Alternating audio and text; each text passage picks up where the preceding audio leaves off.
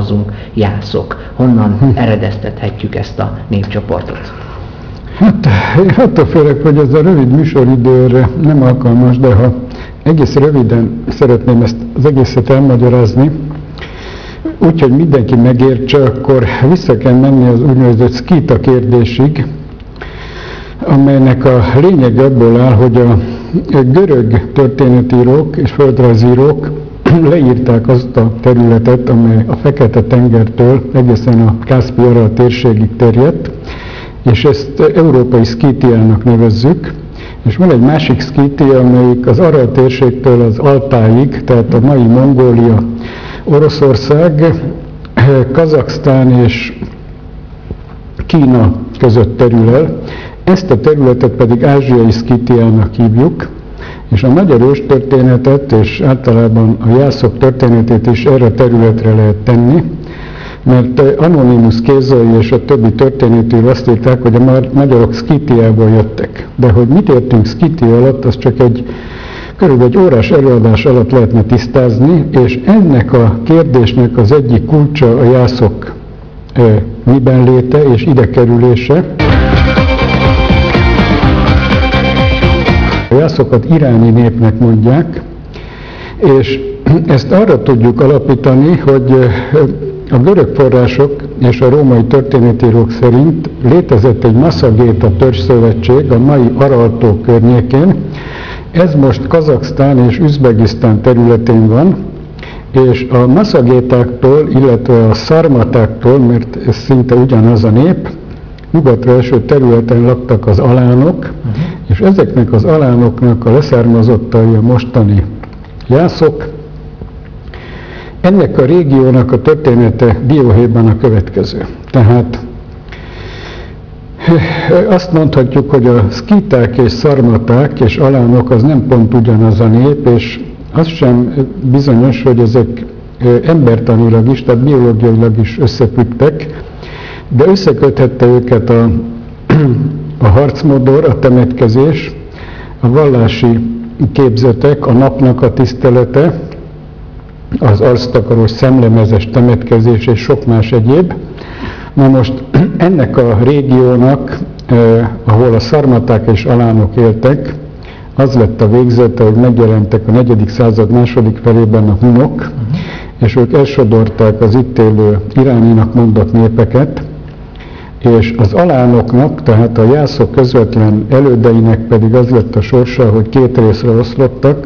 Egyik részük beleolvadt a hódító hunokba, akik nyugat felé vették az útjukat, a másik felük pedig egy nagyobb karriert járt be, eljutottak egészen a mai Franciaország területéig, Orléanig és Chalonnig. Ők uralták azt a térséget, és szembefordultak a hunokkal, és az ő fellépésüknek volt köszönhető az, hogy a hunok megütköztek a római sereggel, de sajnos, hogy úgy mondjam, az alánoknak ez a része éppen a hunok ellen harcolt, bár hasonló harcmodorral, és etnikailag és nyelvileg is sem lehetett köztük nagy különbség, de ez az ő sorsuk volt. Na most a mai jászok őseit ezek közt, az alánok közt kell keresni, mert ők aztán visszatértek a Kárpát-medencébe, és itt maradtak.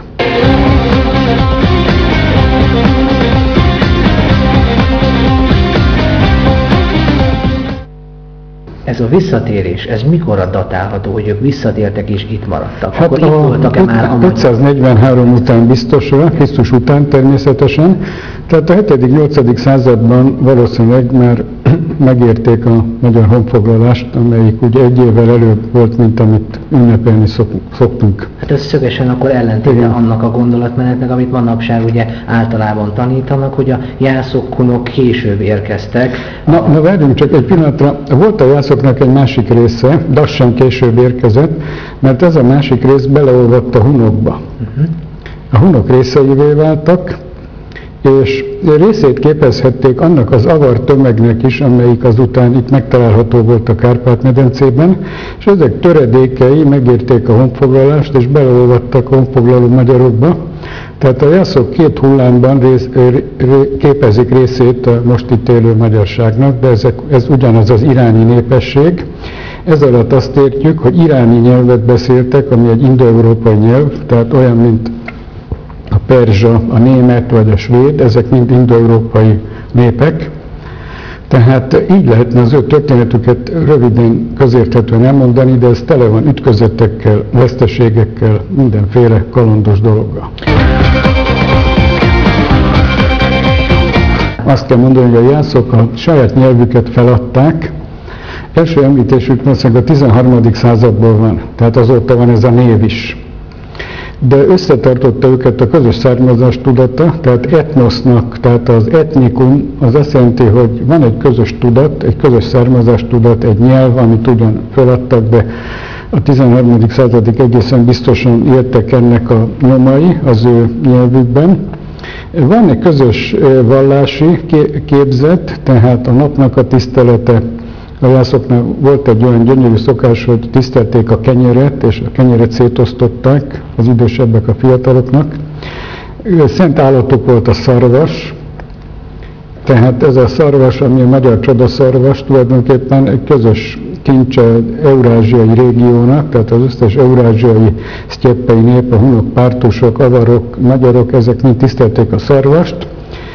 Például a hunokat is egy szarvas vezette át ide Európába, a madár, tehát a magyar turulmadár megvolt a jászoknál is, és még számos ilyen közös elem van, amit azután az ide érkező magyarok, mint rokon elemet tettek magukével. Van még egy titka az egésznek, hogy ők tulajdonképpen szarmaták egy törzse volt, és a szarmaták pedig hiába voltak iráni nép, de tulajdonképpen a magyar etnogenézis egy része, ami a Krisztus előtti első évezredben történt az Araltótól északra, és ezt egy Tóth Tibor nevű antropológusnak köszönhetjük, a szarmata korszakban ment végbe.